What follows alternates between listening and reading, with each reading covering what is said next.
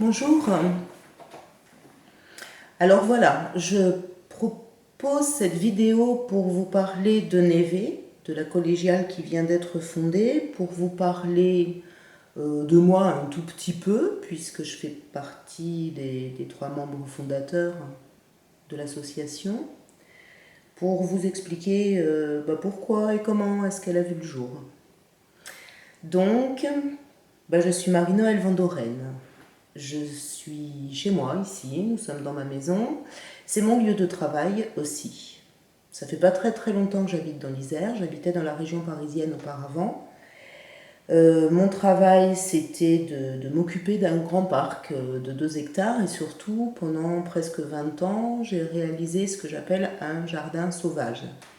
Un endroit où on fait très attention à la biodiversité, à l'écologie.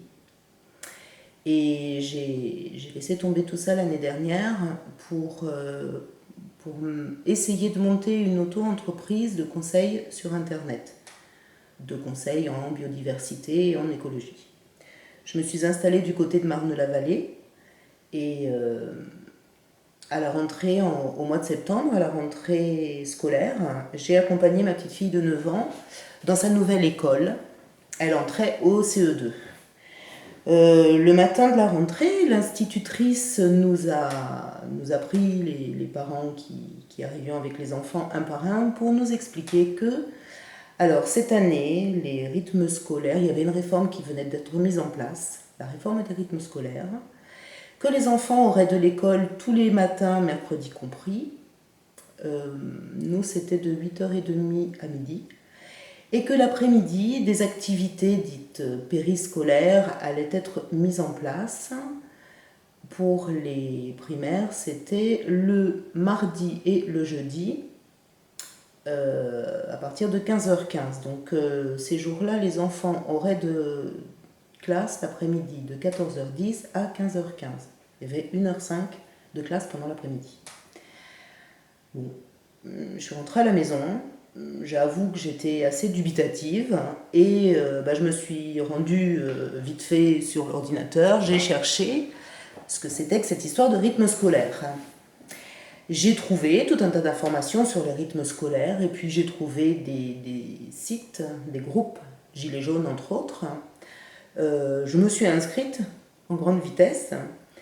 Et en fait, il y avait une manifestation le 6 septembre à Paris. Alors, j'étais pas très très loin, donc je me suis rendue à cette manifestation. J'ai rencontré d'autres mamans qui connaissaient déjà les rythmes scolaires parce que pour certaines, c'était mis en place depuis l'année qui précédait. Et on a beaucoup discuté de tout ça. Et c'est vrai qu'on s'est rendu compte qu'il y avait quelque chose de très inégalitaire déjà, puisqu'il n'y avait pas 2 communes qui fonctionnaient de la même façon.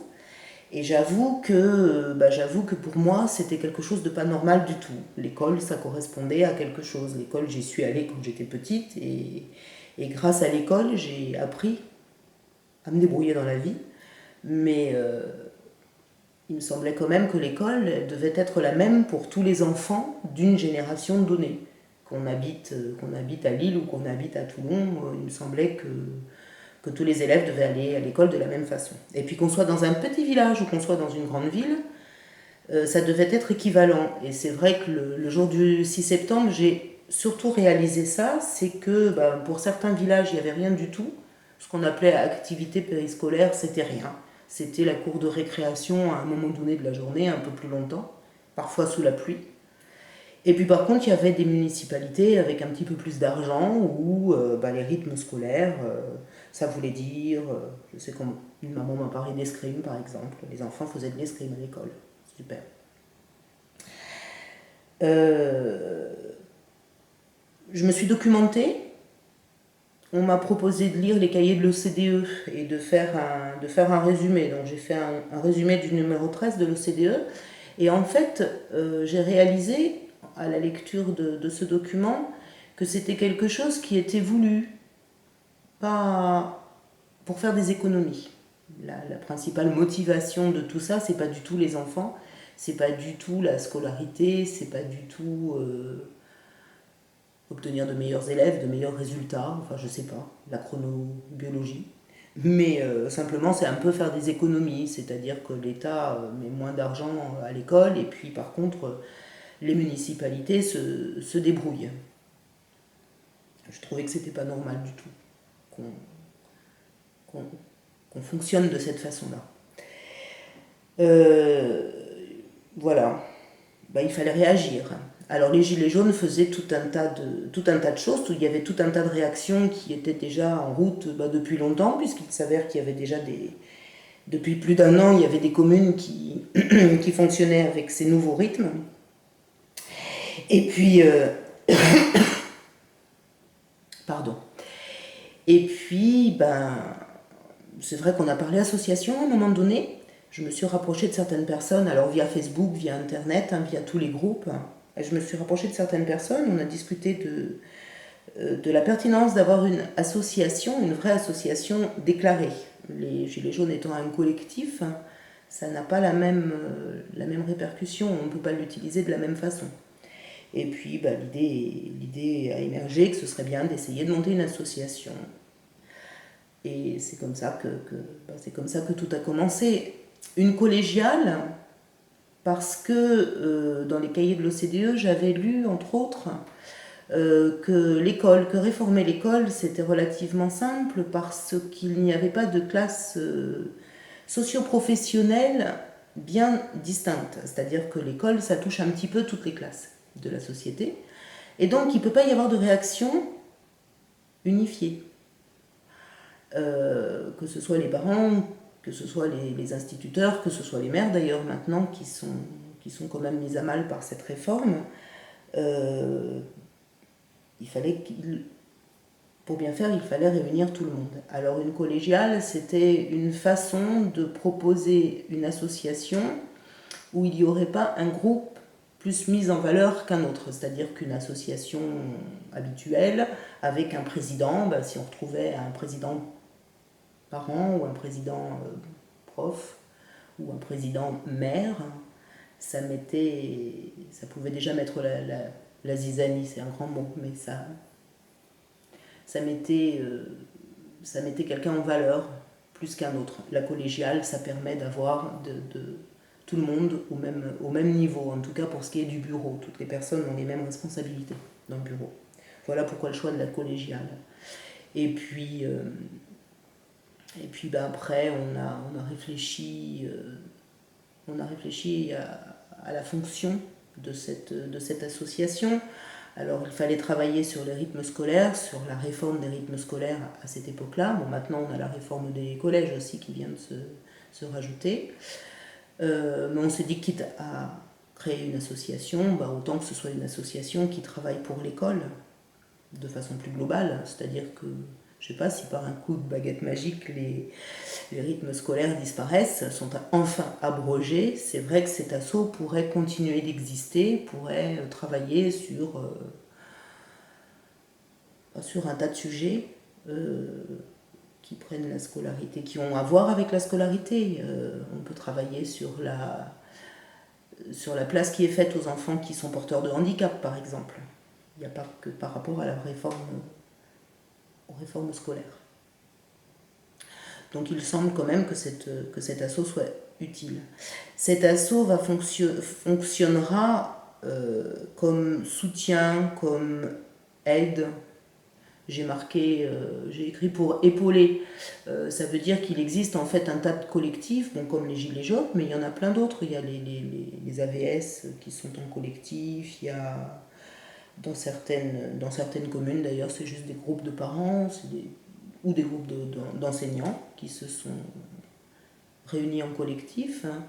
Neve peut fonctionner avec tous ces collectifs-là, c'est prévu dans les statuts. C'est-à-dire aider, c'est-à-dire être présent renforcer certaines manifestations, certaines actions. On l'a fait déjà là avec Anne Moirou, la maman du côté du Gard qui a marché jusqu'à Montpellier pour emmener des cahiers de doléances. Bah, Neve était présente, mais l'action c'était Anne, c'était pas Neve. Simplement on a été là pour la soutenir,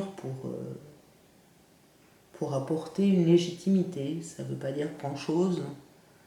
Et puis ça veut dire beaucoup parce que nous sommes une asso officielle. Nous avons des statuts, nous avons un numéro d'enregistrement et voilà, ça compte. C'est comme ça. Quoi dire encore? Qu'on est utile.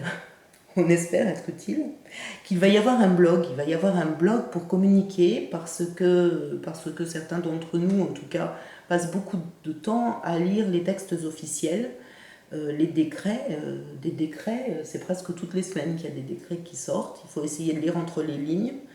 Il y a une refondation de l'école, il y a peut-être bien les maternelles qui vont disparaître pour laisser place à des jardins d'enfants.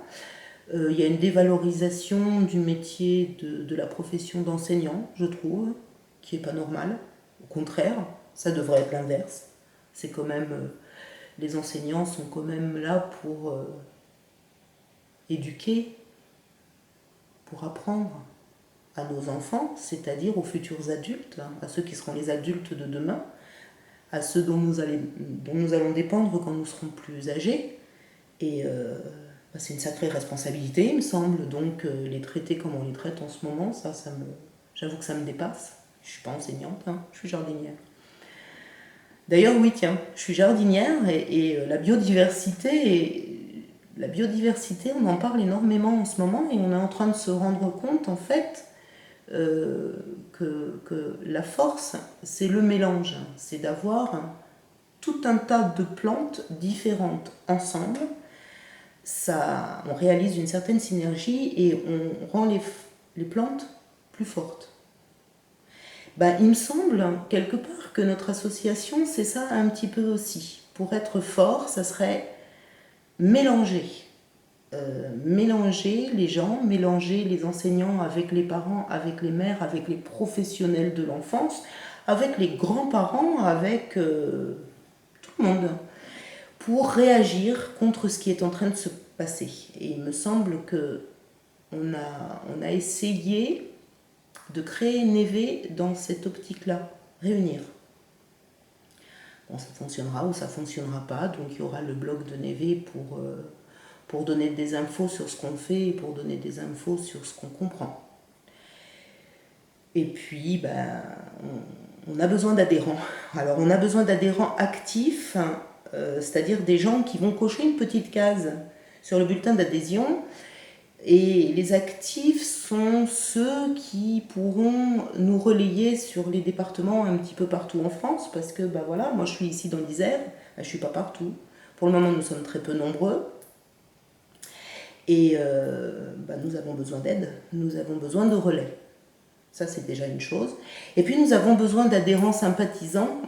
Les sympathisants sont là pour cocher la case sympathisants et pour, on espère en avoir beaucoup, de nombreux sympathisants, pour avoir du poids, pour lorsque nous serons amenés à intervenir, de quelque façon que ce soit d'ailleurs, que nous puissions dire, bon voilà, on représente 1000 personnes, 2000 personnes, 5000 personnes, 10 000 personnes. On représente des gens qui veulent se réunir et qui veulent travailler pour l'école, pour la valorisation de l'école, pour les enfants, pour une école autrement en tout cas, qui lutte contre ce qui est en train de se passer en ce moment ensemble. Voilà, donc c'est le tout début. Neve a été enregistré le jour du printemps, le lendemain du printemps, le 21 mars. Donc, on a besoin de se faire connaître, on a besoin que vous nous relayiez. Pour le moment, il y a une page Facebook, il y a un groupe Facebook, il y aura très très très bientôt le blog qui sera extrêmement important. Et puis il y a vous, il y a tous les gens qui vont bien vouloir nous faire connaître à droite à gauche et puis qui voudront bien adhérer. Voilà, moi j'espère avoir répondu à un certain nombre d'interrogations, avoir fait comprendre en tout cas qu'on a à cœur l'avenir des enfants à l'école. de nos enfants, de vos enfants, de tous les enfants en fait. Je vous remercie beaucoup.